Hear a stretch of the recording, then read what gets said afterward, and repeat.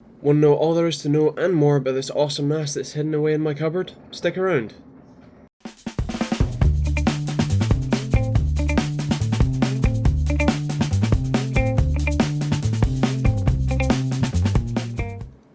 Hi guys, and welcome to this TechteamGB video. Today we're going to take a look at the Asustor 304T, which is a 4-bay sort of high-end home or small business grade NAS. Now we're going to be taking a look at what's in the box, the NAS itself, the ADM, which is the online interface, the HDMI output, and then just giving a summary of why you would want this NAS. So the drive bays themselves are what we're going to look at first, and they're very nice. Obviously there's 4 of them. You push in a little button, then a little handle comes out, you can pull them out. 3.5 or 2.5 inch drives fit in there with 4 screws. They have ventilation in the front for the whopping great fan that you'll see in a second. And then they also have 2 little LED strips that show you the hard drive activation for that drive. On the front, just the general front of the device, we have an IR LED just hidden behind that green piece of tape, and then you have the Asustor branding, then a power button with a power LED, hard drive activation LED, Ethernet LED or LAN LED, and then this one-touch backup button with a USB 3 port, so that's going to be set up in the settings, and we'll probably take you through that a little bit later. There's some ventilation on the left or right hand side, depending on which way you look at it. But on the back, there's actually an embedded PSU, which is very nice. So there's no bulky power brick, it's just a kettle lead. There's a 120mm fan in the back to cool everything down. And then you have, from the top, a headphone port, USB 3 port, HDMI, Ethernet, 2 USB 2s, and then a Kensington lock. So obviously this is very good for lots of different purposes. And then you can also take the sort of metal, very nice brushed aluminium finish off of the thing by basically 3 screws, which is pretty nice.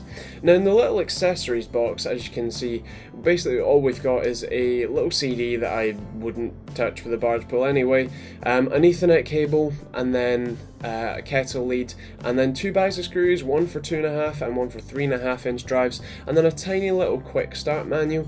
You really don't need to know this or know what's on here, but basically it just says plug it in and then go to the find out what IP address it is and then go to that.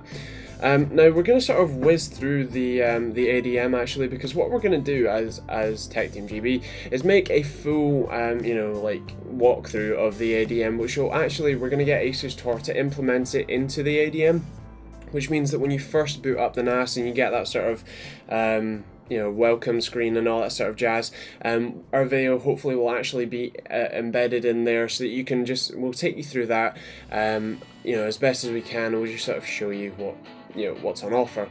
So there's many different things. Of the sort of hub you're going to go to, or the sort of couple of things you go to, is App Central, which is where you're going to get all your apps. I've reset the NAS in the middle of filming, so I'm just going to sort of carry on talking. But so you got App Central, you've got the services, which is cool, settings, and then File Explorer. So the App Central is where you're going to find any apps you want to download. There's 130, 140, with more being added very frequently. And I'd recommend going through and just checking out those. All the services are things like FTP and all that sort of stuff, although this does allow in the settings for this to be a VPN server. You can also have cloud hosting, so basically where it has the NAS reports to Asustor to say that your IP address is that, and then you can go to somewhere like TechteamGB.myqnapcloud.com, and that will take you from anywhere in the world to the NAS, which is very awesome. There's backup restore, Dropbox, things like that. BitTorrent, Sync, uTorrent are the things that I've got. And then the HDMI output is the thing we're going to look at. So once you put the NAS in media mode, you see this sort of stuff. So you've got XBMC, Chrome, and then there are other apps you can get, but a lot of the other apps are basically just Chrome running on or running a sort of website or something.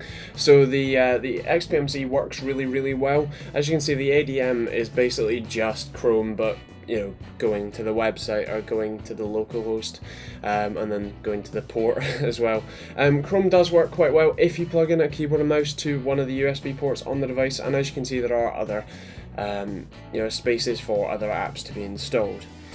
Now, really, the NAS is fantastic. It's quite good value for money considering, you know, what you get for this device. It's just fantastic. It's probably not something you could, you know, build yourself, generally speaking. It's very tightly integrated, very nice, very quiet as well, which is very cool. And we will talk about the apps in more detail as well, but you can control a lot of the devices, a lot of Asustor devices from the AI Master, AI Data, AI Download, and all the other Asustor apps that you can get on Android and iOS, which is very, very cool. Actually, the one thing that the AI Master app has is a sleep mode, so you can actually turn all of the LEDs off. So if it's in a room where you're probably going to be sleeping or something, you can just turn all the front LEDs off, which is very, very cool.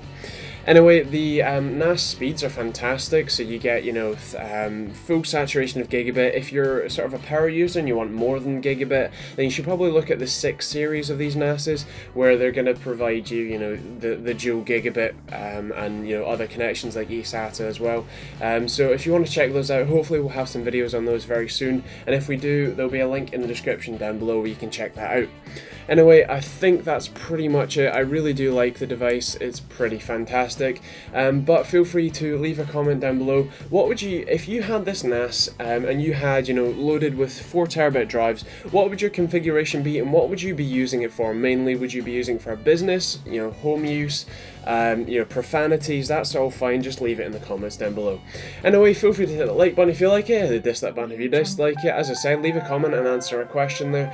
And that's pretty much it. So if you've got any questions, leave them down below. Otherwise, we'll see you all in the next video.